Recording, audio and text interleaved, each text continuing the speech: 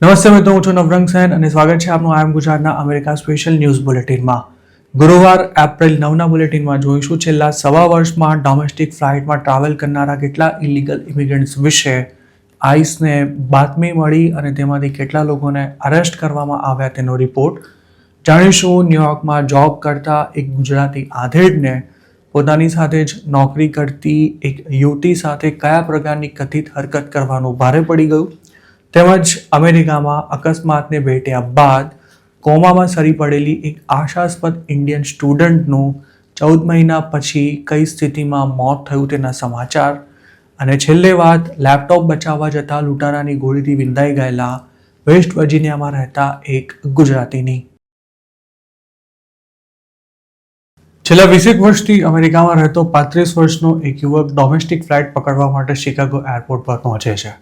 તેનું ID check કર્યા બાદ તેને લાઇનમાંથી બહાર લઈ જવાય છે અને 2-4 મિનિટમાં જ ત્યાં આઈસના 3 ઓફિસર્સ તેને અરેસ્ટ કરવા માટે આવી પહોંચે છે. આ યુવક દર વર્ષે કમસે કમ 2 થી 4 વાર ડોમેસ્ટિક ફ્લાઇટમાં ટ્રાવેલ કરતો હતો, પણ અત્યાર સુધી તેને ક્યારે રોકવામાં નહોતો આવ્યો. જોકે માર્ચ 2026માં તેને અટકાવાયો. તે દિવસથી જ અમેરિકામાં તેનું કાઉન્ટડાઉન શરૂ થઈ ગયું હતું અને ડિપોર્ટેશન બાદ હાલ તે પોતાની હોમ કન્ટ્રીમાં બેઠો બેઠો અફસોસ કરી રહ્યો છે. આ વર્ણન ભલે કાલ્પનિક હોય, પણ છેલ્લા લગભગ સવા વર્ષથી અમેરિકામાં આ જ પ્રકારે 800થી પણ વધુ પેસેન્જર્સને ડોમેસ્ટિક એરપોર્ટ પરથી આઈસ દ્વારા અરેસ્ટ કરી તાબડતોબ ડિપોર્ટ કરી દેવામાં આવ્યા છે. ઇલીગલ ઇમિગ્રન્ટ્સને શોધી રહેલા આઈસના એજન્ટ્સ હવે અમેરિકાના એરપોર્ટ્સ પર પણ ખાસા એક્ટિવ થઈ ચૂક્યા છે. તાજેતરમાં જ ટ્રમ્પ સરકારે આઈસવાળાને TSAની મદદ કરવાના નામે દેશના 10 મોટા એરપોર્ટ્સ પર મોકલી દીધા હતા, જેના પર ભારે હોબાળો પણ થયો હતો. આઈસના એજન્ટ્સ એરપોર્ટ્સ પરથી ઘણા લોકોની ધરપકડ કરી ચૂક્યા છે, પરંતુ આ બાબતે જ્યારે કોઈ મોટો હોબાળો થાય ત્યારે જ એકલ દોકલ ઘટના અંગે લોકોને જાણ થતી હોય છે. આ સિવાય જેમને એરપોર્ટ પરથી પકડીને ઘર ભેગા કરી દેવાયા છે, તેમના નજીકના લોકો સિવાય બીજા કોઈને પણ આ અંગે કંઈ જ ખબર નથી હોતી. અમેરિકામાં એવા લાખો ઇલીગલ ઇમિગ્રન્ટ્સ છે કે જેમના ફાઇનલ રિમૂવલ ઓર્ડર ઇસ્યુ થઈ ગયા હોવા છતાં પણ તેઓ બિંદાસ ફરી રહ્યા છે. જોકે છેલ્લા સવા વર્ષથી આવા ઇલીગલ એલિયન્સની માહિતી એરપોર્ટ પર સિક્યોરિટીનું કામકાજ સંભાળતી એજન્સી TSA દ્વારા આઈસ સાથે શેર કરવામાં આવી રહી છે. જેમના ફાઇનલ રિમૂવલ ઓર્ડર ઇસ્યુ થઈ ચૂક્યા છે તેવા તમામ લોકોના નામ અને ડેટ ઓફ બર્થની માહિતી આઈસની સિસ્ટમમાં હોય છે. જોકે મોટાભાગના કેસમાં તેમનું પરમનન્ટ એડ્રેસ ન હોવાથી આઈસ તેમને લોકેટ નથી કરી શકતી.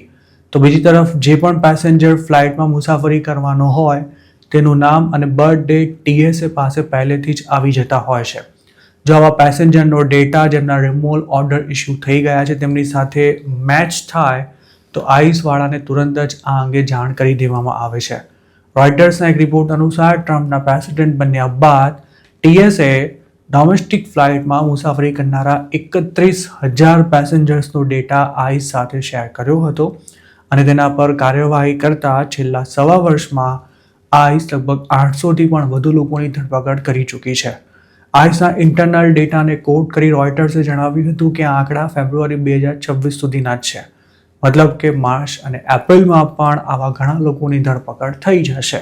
TSA પાસેથી જે પેસેન્જર્સ અંગે બાતમી મળે છે તેને પકડવા માટે આઈસના એજન્ટ્સ એરપોર્ટ પર પહોંચી જતા હોય છે. જોકે જેના વિશે બાતમી મળી હોય છે તેના અંગે કોઈ જ માહિતી નથી હોતી. આ પેસેન્જર સિક્યોરિટી ચેક માટે પહોંચે ત્યારે તેનું આઈડી ચેક કર્યા બાદ તેનું નામ અને ડેટ ઓફ બર્થ કન્ફર્મ કરાય છે અને પછી તેને સાઈડમાં લઈ લેવાય છે અને તેની માહિતી આઈસને પાસ કરી દેવામાં આવે છે. ત્યારબાદ આ પેસેન્જરની મોટાભાગે એરપોર્ટ પરથી જ ધરપકડ કરી લેવાતી હોય છે. હજુ માર્ચના એન્ડમાં જ સેન ફ્રાન્સિસ્કો એરપોર્ટ પર એક મહિલા અને તેની દીકરીને આ જ રીતે અરેસ્ટ કરવામાં આવતા એરપોર્ટ પર જબરજસ્ત હોબાળો થયો હતો અને ત્યારે કોઈએ 911 પર ફોન પણ કરી દીધો હતો.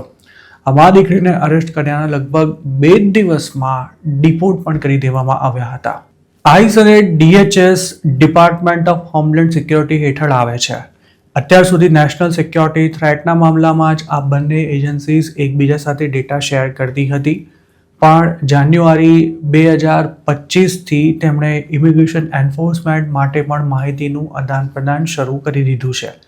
અમેરિકાની સરકારે 2007માં સિક્યોર ફ્લાઇટ પ્રોગ્રામ શરૂ કર્યો હતો, જેના હેઠળ TSA સરકારે જેમને વોચ લિસ્ટમાં રાખ્યા હોય તેવા પેસેન્જર્સની ઇન્ફોર્મેશનનો રિવ્યૂ કરતું હતું.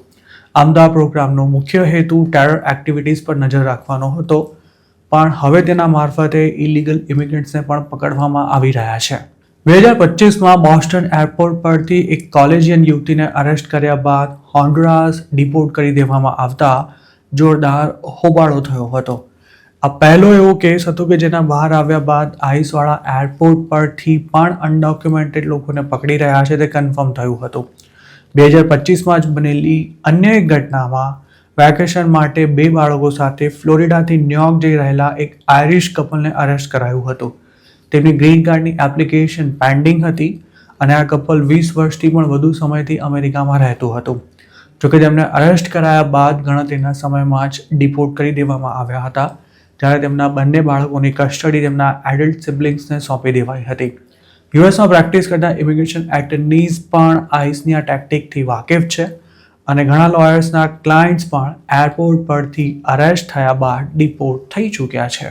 એરપોર્ટ પરથી અરેસ્ટ થયેલા આ લોકો પાસે યુએસના આઈડી કે પછી પોતાના દેશના પાસપોર્ટ હતા. અમેરિકાના કાયદા અનુસાર જો કોઈની પાસે વેલિડ આઈડી ન હોય તો તે પોતાના દેશનો વેલિડ પાસપોર્ટ બતાવીને પણ ડોમેસ્ટિક ફ્લાઇટમાં ટ્રાવેલ કરી શકે છે અને વિદેશી પાસપોર્ટ હોલ્ડર પાસે અમેરિકાના વિઝા છે કે નહીં તેમજ તેનું ઇમિગ્રેશન સ્ટેટસ શું છે તે પણ અત્યાર સુધી ચેક કરવામાં નહોતું આવતું.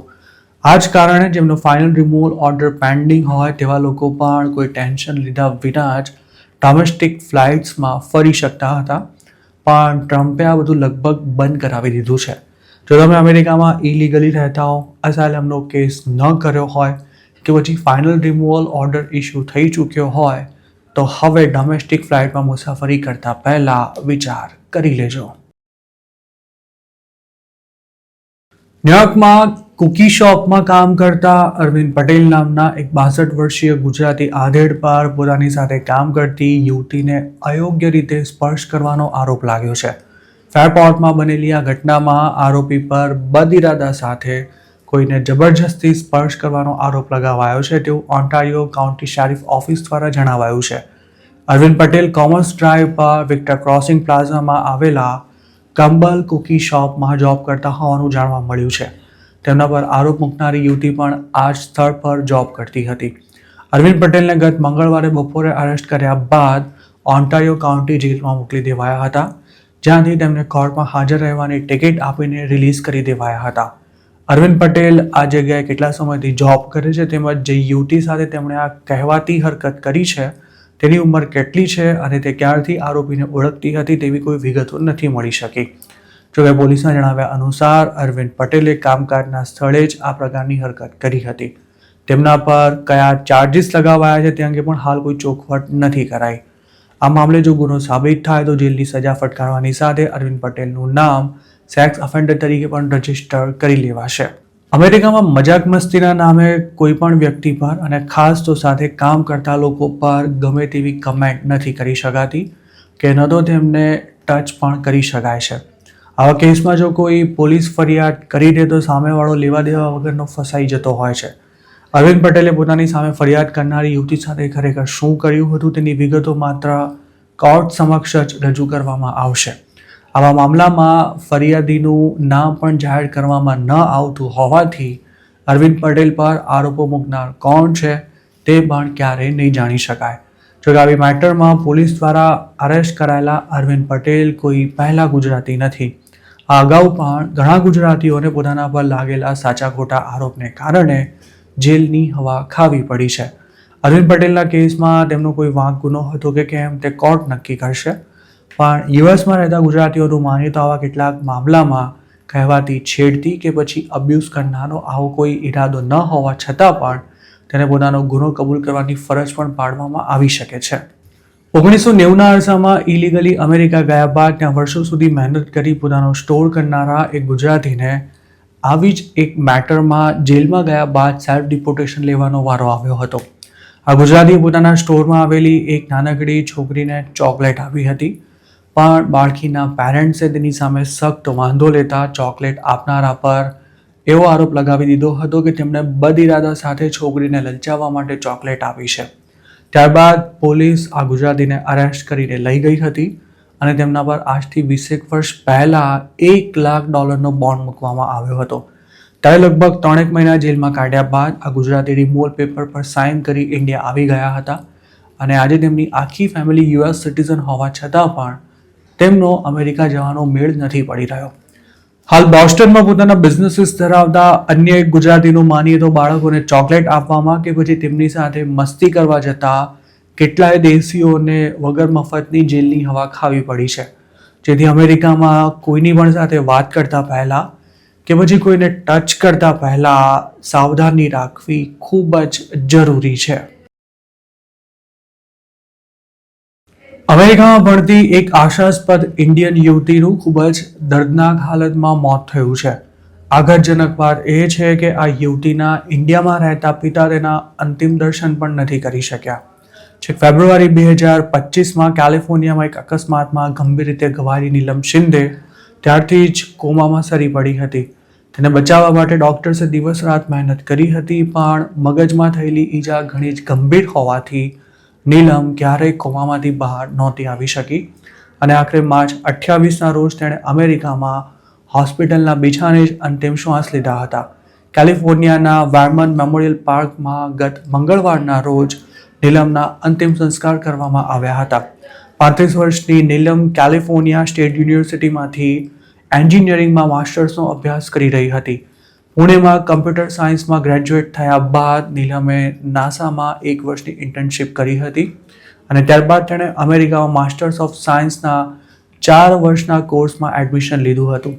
નીલમ ભલે હવે આ દુનિયામાં નથી રહી, પરંતુ અંતિમ શ્વાસ લેતા પહેલા પણ તે પોતાની સ્કિન અને આંખોનું દાન કરી કોઈકને નવી જિંદગી આપતી ગઈ છે. નીલમ ગયા વર્ષે ફેબ્રુઆરી 14ના રોજ સાંજે ડેલી વોક પર નીકળી ત્યારે એક કાર ચાલકે તેને અડફેટે લીધી હતી. તેની મમ્મીની પહેલી પુણ્યતિથિના માત્ર 2 દિવસ બાદ નીલમનો એક્સિડન્ટ થયો હતો. તે અમેરિકામાં જીવન મરણ વચ્ચે ઝોલા ખાઈ રહી હતી ત્યારે મહારાષ્ટ્રમાં રહેતા તેના પિતાને અમેરિકાએ વિઝા આપવામાં વિલંબ કરતા આ મામલો મીડિયામાં પણ ખાસો ચગ્યો હતો. ત્યારબાદ તેના પિતાને તુરંત જ વિઝા મળી જતા તેઓ દીકરીને મળવા માટે અમેરિકા જઈ શક્યા હતા.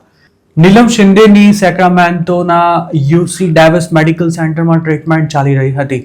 નીલમના પિતા તાનાજીને 2 મહિના માટે યુએસમાં એન્ટ્રી આપવામાં આવી હોવાથી તેઓ કેલિફોર્નિયામાં રહેતા એક સંબંધીને પોતાની દીકરીની જવાબદારી સોંપી ઇન્ડિયા પાછા આવી ગયા હતા. નીલમ ઘણા લાંબા સમયથી વેન્ટિલેટર પર હતી અને તેના બચવાની કોઈ જ શક્યતા ન હોવાથી વેન્ટિલેટર હટાવતા જ તેના શ્વાસ થંભી જાય તેમ હતા. જોકે તેનું મોત થયું તે વખતે તેના પિતા અમેરિકામાં હાજર નહોતા રહી શક્યા. નીલમની માતાનું પણ 2024માં મોત થયું હતું. પત્ની બાદ દીકરી પણ ગુમાવનારા નીલમના પિતા હવે આ દુનિયામાં એકલા પડી ગયા છે. નીલમની જ્યાં સારવાર ચાલી રહી હતી તે હોસ્પિટલે માર્ચ 28ના રોજ તેનું અવસાન થયું હોવાની જાણ કરી હતી, પણ ઈરાન વોર અને હેલ્થ ઇશ્યુઝને કારણે નીલમના પિતા તેના અંતિમ દર્શન કરવા માટે અમેરિકા નહોતા પહોંચી શક્યા.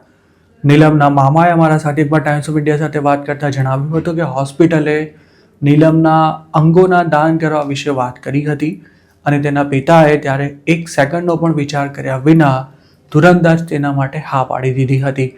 ત્યારબાદ મંગળવારે બપોરે 1 વાગે નીલમના અંતિમ સંસ્કાર કરાયા હતા. જે કાર ચાલકે નીલમને ટક્કર મારી હતી તેની અકસ્માત થયાના અમુક દિવસોમાં ધરપકડ કરી લેવાઈ હતી, પરંતુ તેને થોડા જ સમયમાં રિલીઝ પણ કરી દેવાયો હતો. આ ઘટનાને 1 વર્ષથી પણ વધુનો સમય થઈ ચૂક્યો છે ત્યારે અકસ્માત કરનારાને કોર્ટ દ્વારા હજુ સુધી લગભગ કોઈ સજા નથી સંભળાવાઈ. મહારાષ્ટ્રના સતારા ડિસ્ટ્રિક્ટની રહેવાસી નીલમ શિંદે એક ખૂબ જ સામાન્ય પરિવારની દીકરી હતી. જોકે તેનો એકેડમિક રેકોર્ડ કોઈને પણ આંજી દે તેવો બ્રિલિયન્ટ હતો. પુણેની સાવિત્રીબાઈ ફુલે યુનિવર્સિટીમાંથી કમ્પ્યુટર સાયન્સનો અભ્યાસ કર્યા બાદ નીલમે HCLમાં ઇન્ટર્નશિપ કરી હતી અને ત્યારબાદ તેણે નાસાના રિસર્ચ સેન્ટરમાં ડેટા સાયન્ટિસ્ટ ઇન્ટર્ન તરીકે 1 વર્ષ કામ કર્યું હતું. આ સિવાય તે ઇન્ફોસિસ અને સેન હોઝે સ્ટેટ યુનિવર્સિટીમાં પણ કામ કરી ચૂકી છે. તે 2022માં 11 મહિના માટે ડિજિટલ પેમેન્ટ કંપની વિઝામાં સોફ્ટવેર એન્જિનિયર તરીકે કાર્યરત હતી. જોકે અમેરિકામાં થયેલા એક જીવલેણ અકસ્માતને કારણે આ આશાસ્પદ યુવતી હવે આ દુનિયામાં નથી રહી. વેસ્ટ વર્જિનિયાના પ્રિન્સ્ટનમાં રહેતા શૈલેષ પટેલ નામના એક ગુજરાતીની લેપટોપ લૂંટવાના ઈરાદે હત્યા કરી દેનારા એક લબરમુછિયાને કોર્ટે 2 વર્ષ બાદ 25 વર્ષની જેલની સજા સંભળાવી છે. શૈલેષ ઉર્ફે સેમ પટેલની જૂન 2024માં એક લેપટોપ ચોરવાના કે પછી લૂંટ કરવાના ઈરાદે સંભવતઃ તેમના ઘરમાં જ હત્યા કરી દેવામાં આવી હતી. 2 લૂંટારા શૈલેષ પટેલના ઘરમાં ઘૂસ્યા ત્યારે લેપટોપ લૂંટવાના પ્રયાસમાં તેમની વચ્ચે કોઈ ઝપાઝપી થઈ હતી કે કેમ તેની કોઈ ચોક્કસ વિગતો પોલીસે નથી જણાવી. પણ કેટલાક મીડિયા રિપોર્ટ્સ અનુસાર તે દરમિયાન શૈલેષ પટેલને છાતીમાં ગોળી મારી દેવાતા તેઓ ત્યાં જ ઢળી પડ્યા હતા અને ગણતરીના સમયમાં જ તેમનું પ્રાણપંખેરું ઉડી ગયું હતું. શૈલેષ પટેલને ગોળી મારનારા એક શખ્સની ઉંમર ત્યારે 18 વર્ષથી ઓછી હતી અને તેને જ હાલમાં સજા સંભળાવવામાં આવી છે. આ હત્યારો એડલ્ટ ન થાય ત્યાં સુધી તેને બ્યુરો ઓફ જ્યુવેનાઇલ સર્વિસીસની કસ્ટડીમાં રાખવામાં આવશે અને 18 વર્ષ પૂરા થતાં જ તેને વેસ્ટ વર્જિનિયા ડિવિઝન ઓફ કરેક્શનને સોંપી દેવાશે, જ્યાં તેને સજાનો બાકીનો સમય કાઢવાનો રહેશે. બ્રેન્ડન લોપેઝ નામના આ હત્યારાને કોર્ટ દ્વારા તાજેતરમાં જ 25 વર્ષની જેલની સજા ફટકારવામાં આવી છે. ક્રાઇમ થયો તે વખતે તે અવયસ્ક હોવા છતાં પણ કોર્ટે ગુનાની ગંભીરતાને ધ્યાનમાં રાખી તેને એડલ્ટ ગણી તેની સામે ટ્રાયલ ચલાવી હતી. હત્યારાની 2024માં જ ધરપકડ થઈ ગઈ હોવાથી હવે તેને 23 વર્ષ જેલમાં કાઢવાના રહે છે. 52 વર્ષના શૈલેષ પટેલને જૂન 8, 2024ના રોજ રાતે 1 વાગ્યાની આસપાસ કી સ્ટ્રીટના 400th બ્લોકમાં આવેલા એક મકાનમાં ગોળી મારવામાં આવી હોવાનો પોલીસને મેસેજ મળ્યો હતો. પોલીસ જ્યારે ક્રાઇમ સીન પર પહોંચી ત્યારે શૈલેષ પટેલ ત્યાં લોહીલુહાણ હાલતમાં પડ્યા હતા. તેમને છાતીમાં ડાબી તરફ ગોળી મારવામાં આવી હતી અને હત્યારા ક્રાઇમ સીન પરથી ભાગી છૂટ્યા હતા. શૈલેષ પટેલને થયેલી ઈજા અતિ ગંભીર હોવાથી પોલીસ પહોંચી તે પહેલાં જ કદાચ તેમના શ્વાસ થંભી ગયા હતા. આ કેસમાં આરોપી બનાવાયેલા બીજા એક છોકરાનું નામ કાર્લોસ લોપેઝ હતું, જે પણ હાલ જેલમાં જ છે અને શૈલેષ પટેલની હત્યા થઈ ત્યારે કાર્લોસની ઉંમર 18 વર્ષ હતી.